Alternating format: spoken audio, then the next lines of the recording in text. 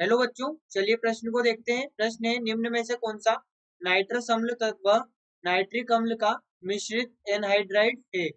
विकल्प ए NO, विकल्प B N2O, विकल्प सी NO2 और विकल्प डी N2O3। तो देखिए बच्चों, यहाँ पर बात करें प्रश्न की मुख्य अवधारणा की। मुख्य अवधारणा, तो बच्चों हमारे पास में क्या होता है कि जो यहाँ पर एनहाइड्राइड होता है, एनहाइड्राइड कब बनता है? जबकि यहाँ पर जो यौगिक है उनमें से जल का निष्कासन किया जाए। एनहाइड्राइड एनहाइड्राइड एनहाइड्राइड बनाने के लिए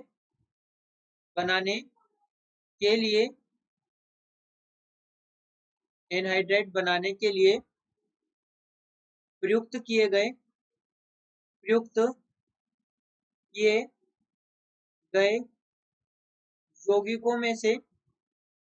यौगिकों में से जल का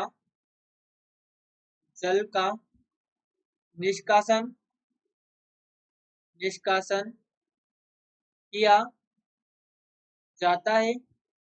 जल का निष्कासन किया जाता है। तो देखिए हमारे पास में जैसा कि हमें दिया गया है नाइट्रिक अम्ल और नाइट्रस अम्ल। नाइट्रिक अम्ल, यहाँ पर यदि बात करें नाइट्रस अम्ल की, तो नाइट्रस अम्ल होता है HNO2। ये हमारे पास में होता है नाइट्रस अम्ल। वहीं पर यदि हम देखें नाइट्रिक अम्ल, तो नाइट्रिक अम्ल हमारे पास में होगा HNO3। यहाँ पर ये नाइट्रिक अम्ल HNO3, ये यहाँ पर होता है नाइट्रिक अम्ल। अब बच्चों हमने कहा है कि यहाँ पर हम एनहाइड्राइड बनाने के लिए करते हैं जल का निष्कासन। तो यदि यहाँ से जल का निष्कासन करें तो हमारे पास में H2O का निष्कासन होगा। अब H2O का निष्कासन होगा तो हमारे पास में क्या बचेगा?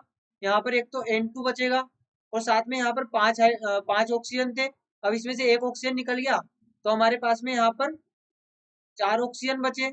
यहाँ पर हमारे पास में, तो यहाँ पर ये 4 हाइड्रोजन होंगे N2O4।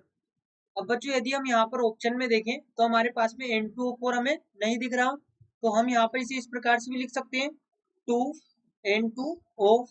यहाँ पर इसे 2NO2 भी लिख सकते हैं, 2NO2।